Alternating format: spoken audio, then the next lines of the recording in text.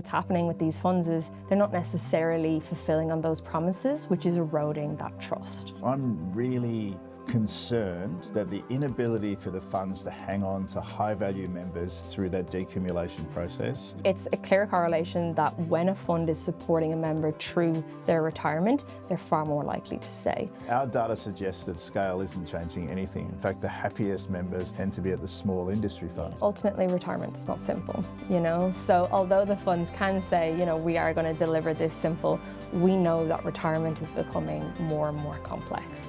Hi, and welcome to the next episode of CoreData.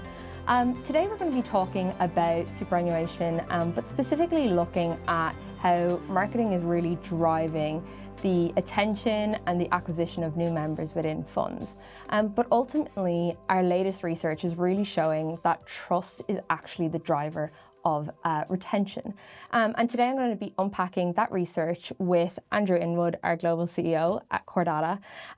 Andrew, really with this piece of work, what was so interesting for me is how, like that at a high level, you've got funds that have huge marketing budgets and they really are sweeping in those new members, but not necessarily retaining them at the same pace. When you read the report, what was sort of the most interesting top level points that you... So the couple of things that are really important that the research is showing us, it's true that those funds who do have bigger spends are being able to attract more members. And if we pull apart the chart, it's a perfectly correlated line between spend and acquisition. Yeah. But it is not perfectly correlated with spend and retention. Yeah. Retention's something really different, and it's driving different behaviours inside the industry. Yeah. The complexity of the brands, they're all very different in the way in which they operate. Yes. But if you look at the messages that they're putting out there, they're very homogenous. Yeah. Now, unpacking that means that members are having very different experiences. I'm really concerned that the inability for the funds to hang on to high-value members through that decumulation process, and in fact, increasingly, the industry's inability to hang on to those people at all because they're seeking to leave the system.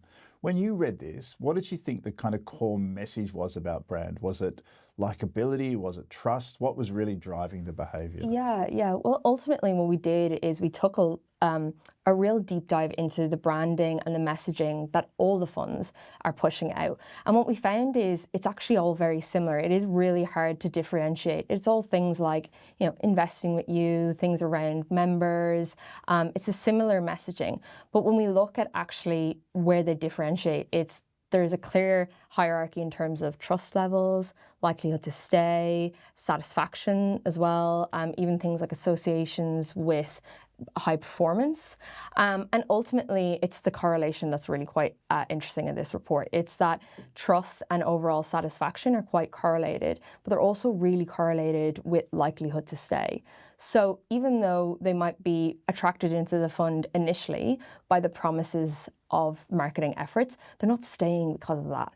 They're staying because they're trusting the fund has their back. They're staying because of good processes and good services, which is quite interesting. So trust is a pretty well understood measure, and I know that we've done this work in the past. And if you take the kind of McNeil model, it's compliance, authenticity, predictability, and benevolence are the big drivers in trust, which are all service elements. Yeah. So trust and service are very closely correlated. Yep. And particularly around those benevolence pieces. Yeah. Now, if you think about the way in which this has happened, what happens in humans, so you get this kind of values and actions gap, a kind of cognitive dissonance between what you say and what you do. Yeah. Do you think the funds are missing that? What's your sense on that? Yeah, I think it's around transparency, and you can see this, it's not just in this piece of work, it's in pretty much nearly all the pieces of research we've done this year. And you've spoken about this a lot around, right now we're in this really interesting era where people are struggling a lot with truth. So we have things like deep fakes, fake news. It's really hard to believe what you see and you read about. And we've had a lot of trust being broken with some of these institutions that have been around for a long, long time. And ultimately what's happening with these funds is they're not necessarily fulfilling on those promises, which is eroding that trust. When you think about some of the promises being made, there's promises around price. That's very common, that they're going to be cheap. And the research that you've done in the past, particularly for the best possible retirement work, shows that there's not much range in cost, so that cheap measure doesn't really work anymore. Plots that we have, they're so small, there's no range in it. So where do you think people can outperform in this? You've seen people lean on things like being ethical or ethical investment. Is that making a difference? No. So ethical investing is actually really interesting, and it's interesting in this report in that it doesn't necessarily have a correlation with retention, but what it does play into is the value of your members. So for example, things like Us Ethical, their members are quite an interesting group. They're with them because they value that.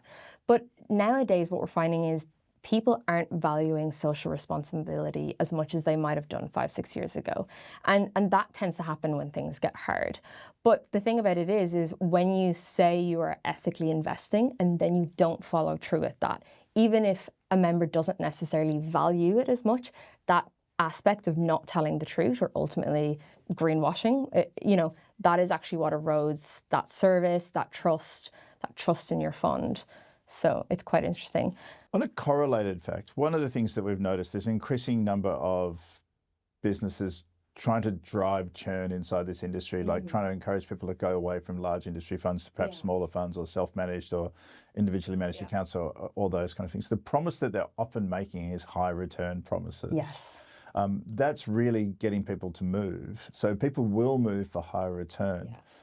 The trust is, that's almost impossible to guarantee. So what do you think's behind that sort of just chasing the fund? Yeah, and they can just chase on return and that can happen, but it doesn't help people stay. It doesn't make them sticky. It doesn't build that emotional loyalty. And a lot of the times I think in previous times and in the last few years, a lot of funds have been treating trust as like this sentiment. It's like something that we track like NPS. But trust is a strategy, and in your opinion, when you're thinking of trust, like how do funds bring more trust towards their members? How do they push that strategy ultimately? It's really interesting, and I want to keep talking about the industry, not the individual funds, but you and I both know the funds that have got very high trust scores, so let's kind of leave that aside. But what's really correlated with those is that they're very good communicators, and they're often putting the member at the centre of the conversation. Yes. One of the things that we should sort of steer away from is that some of the very, very trusted funds are ones where they're relatively small communities, and they feel like to the member that they're talking to, that they're part of their community, whether it's location specific, or whether it's profession specific, or whether it's religious specific. So those people have got very high trust numbers, and they often work really well. But there's also really simple elements of the trust matrix, like, is the phone answered? Can the person do something if they answer the phone?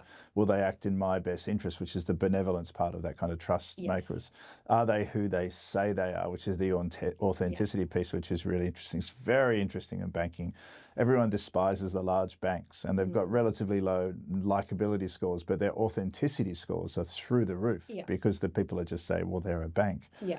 Is there a case in this marketplace for people to say, we are a superannuation fund, we are going to just deliver this simple outcome for you?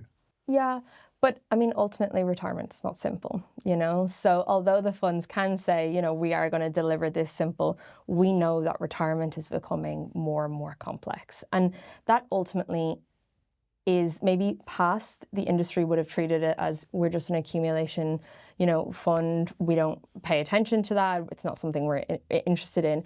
But now it's being very clear that people really need that support as they move into retirement, and it's facing more and more complexities. That's a very interesting point. It's almost as if the whole industry is shocked by the number of people retiring. And that's unfair. I know many of them who've been talking about it for a long time. Retirement is much more complex than accumulation. The accumulation promises it will be cheap and we'll get good performance for you. All of a sudden, when you have to start to rely on this, when you have to have income from it, and you have to be able to be there regularly, is this a place for the banks? Because they have good models of dealing with people frequently. They have good systems and processes. They've spent billions on interfaces. The industry has been slow to do that, so that's going to be pushing bigger problems down the chain. Yeah, and I think the industry is changing, and there's definitely being inspiration being taken from, how well the banks have sort of achieved this. And some funds are doing this really well, and some funds are still trying to get to that point. But ultimately, one of the things that was really interesting about this particular research is that we found that there is a correlation between those that are likely to stay and advice services being available. Do you want to unpick that a little bit more? That's very interesting. Yeah. So ultimately, it's a clear correlation that when a fund is supporting a member through their retirement, they're far more likely to stay. So advice and scalable advice services are building that emotional loyalty. That's sort of the big question of how do we get our members to stay once they've sort of start entering into that, starting to think about retirement. And a clear driver of growth is going to be scaling those advice services to not be able to just give advice to maybe the top more high value members, but to everybody, because members, they need that support, as retirement's more complex. Yeah, I think you oversaw that advice, that advice value sort of it starts at about $80,000 and only really starts to diminish over $2 million. So that gap of Australians between having $80,000 and $2 million is very large. Satisfying that at scale in a trusted environment means that you have to produce systems and processes which allow people to do that. It's a big flex for the industry. Yeah. Does it align with their brand values if you think about it? It depends, right? So it depends on the fund and what they're pushing.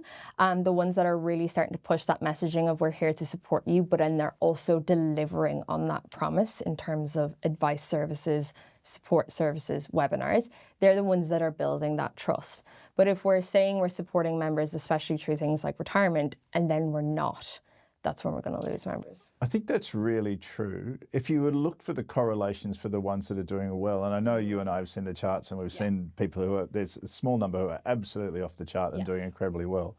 What do you think's correlated with those, Alana? Well, it's a few things. It's what we were sort of saying earlier around that truth telling, and not only just telling the truth and being transparent very well, but also telling the brand storytell very well. That's one way, of doing that well. But the other one then is actually delivering on service. So investing in processes, investing in your digital infrastructure, making sure that as members are starting to come in to that kind of path of beginning to plan for their retirement, they're being caught. Their expectations are being met. They are getting to talk to somebody on the phone. They are getting triaged into advice, and they're ultimately being supported through that process. Because when the process is broken, that's when we start really, eroding that trust and losing. Well, let's look at the other end of that quadrant. We do it in a 2x2, as everybody does, and that sort of bottom kind of toxic quartile. What do you think is correlated with the groups that are in that quartile?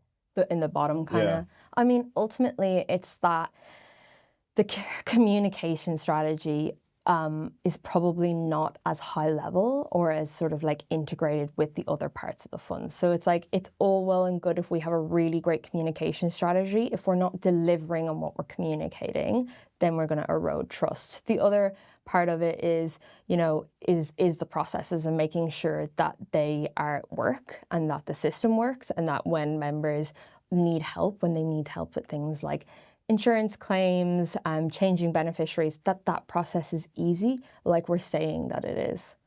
Yeah, and I think that's really challenging.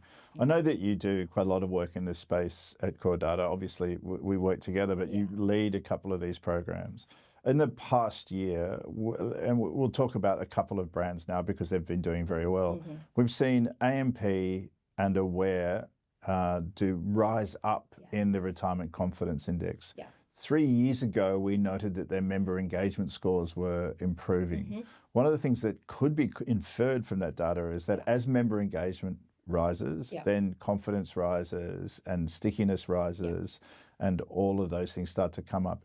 Is it that simple? Is it member engagement? Is that the kind of core driver of this? Yeah, it is member engagement, but it's also delivering. It's delivering that support. That's what helps. We can get members engaged, we can get them thinking about their retirement, but we do also need to meet that expectation that, funds are going to support their members through that complex part of their life. And you mentioned Aware and AMP, and ultimately they have pushed that messaging really, really well, but they've also improved their processes.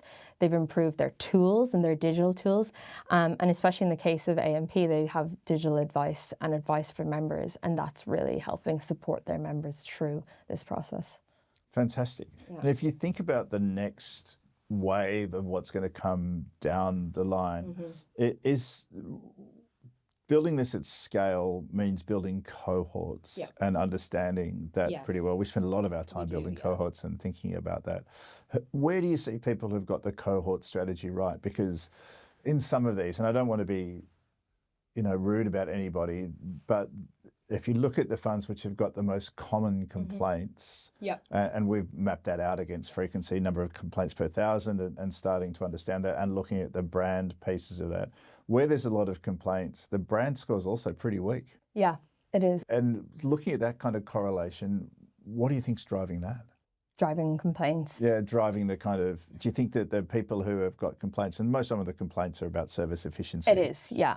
So that service efficiency complaint and the brand weakness, do you think that they're not understanding that that's where the drive has to be? Yeah, I mean, ultimately it's the branding and the messaging that's going out is not linking to the promise, and people are being disappointed enough that it's driving them to go all the way to and complain officially in official channels. And that's a powerful thing. If it's like people who are normally quite typically disengaged with their super are being disappointed enough that they're being driven to complaint. Any fund that's kind of having those issues would really want to start looking at their processes and if they are actually delivering on those promises. We've had some pretty interesting conversations with funds about complaint levels. There's another part to this which is really interesting. The work that you do in the first quarter of every year, the best possible retirement work, the number of people who are considering changing their funds has gone down slightly from 1 in 4 to 1 in 5, which is still a lot. It is, yeah. But the kind of more common change is when people meet a financial advisor. 66% of those who go and see a financial advisor end up changing funds. Yeah.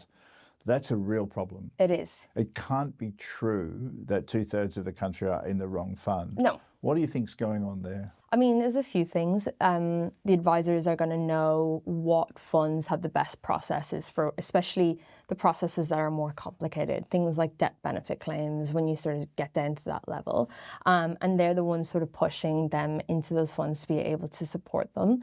It is also probably returns. It's also, when we know what funds are doing well in terms of the insurances that they can offer people, that they're some of the reasons. Yeah, I think that's really true. I also think that the higher value balances are also going to be more likely going to see advice. Okay. There's not going to be less of that. There's going to be more of that in the future. The second wave of retirement in Australia, which really starts this year and runs till about 2045, is going to be incredibly valuable, and people are going to be facing into quite complex issues. Yeah. Complex issues are like blended families. Yeah. Complex issues like people who are facing into dementia. Yeah. Yet when people bump into the most of the super funds and start to have those conversations, our data shows that's not being well handled. Yeah. Is that eroding trust? Yeah, absolutely. Like if it's not being, if they're not being handled and they're not getting that support, it's going to absolutely erode trust. So then we're getting a cognitive dissonance because all the fund messages are the same. We're in this together, we're focusing on this, and we're working on this as a partnership. And when that's not being experienced, is that really what's the heart of driving people's consideration to change? Yeah, and the people are going to be, they're disengaged and they have these expectations, and then when they do start to engage, those expectations aren't met, and then they might go and seek help elsewhere, and then that's when they shift.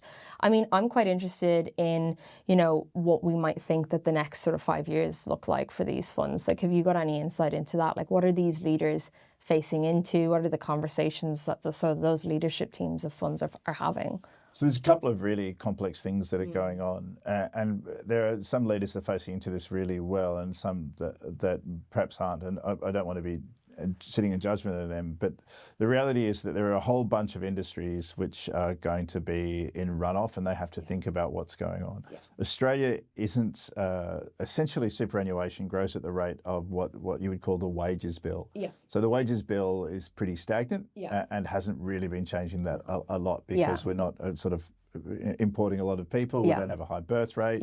And we are leaning more into technological solutions which require fewer people to work than in other areas. So net growth, which means new member growth, is going to be relatively problematic. So the competition is for existing members and managing that effectively as we go through that process. Not all the funds are ready to kind of hold on to their members and go through those processes. It's possible that we may see more mergers as people seek scale to sort of save themselves from that and go through that process. Our data suggests that scale isn't changing anything. In fact, the happiest members tend to be at the small industry funds, which is very interesting. So they're the happiest members because those small industry funds are doing a really good job of manufacturing intimacy. Great success will come if the large funds can mimic the same intimacy as the small funds, and then they're going to be able to take over that position. That's hard to do. At that level. The other challenge with that is that the funds, many of them are not-for-profit, and not-for-profit funds might find it complicated to take on long technical programs where they have to invest effectively billions over 5 to 10 years to build those systems. Now, in direct competition with that is you've got the banking sector who's been investing billions for years in those systems. Commonly CBA, and I'm not sure of the exact number, but anecdotally, they invest $2 billion a year in systems. I don't know of any super funds that are investing $2 billion a year in systems. So they may be facing new competition from those people moving into those places who do have customer-facing models, who do have big back-end systems, who are routinely managing those processes and understanding that. There is a cohort in Australia that is really complex. People focus on the high net worth, and let's call those people, let's change the ASIC number slightly and call them people with more than $2 million. Or they focus really hard on the social infrastructure net, which is people, let's say people retiring with between less than $100,000. And there's a safety net there for those people. And I think that's really important. There's a group in the middle, and some people call it the missing middle or the misunderstood middle. They're the bit that's just flexing, right? And they're the ones that are thinking about what they're doing and how they're changing. So hanging on to those is going to be quite problematic. So let's call that between $80,000 and $2 million. They're going to be making choices. And unless you can compete for them, that's going to be really problematic. Then there's the leakage. Fastest growing group of people getting self-managed superannuation funds are a couple who are on average 39 years old. So they're kind of, almost 15, 18 years out of university. They tend to be professionals. They tend to have good savings, and they tend to want to take control of their money. That's the 20-year view. They're the big earners, the big balancers. And if they're leaving the system, then that becomes a real problem. So the challenge with these businesses, because they're very large and very broad, is they have to build brands that can compete at every front. And maybe they haven't thought about that well enough. If you think about the car industry, Mercedes will manufacture, I'm not sure what the best Mercedes is, I think it's the Maybach. But they also have the A-Class. So they can hold that within one brand. And yet within the large businesses, there is no red carpet service for you if you're at a large industry fund. In the way there is at a bank.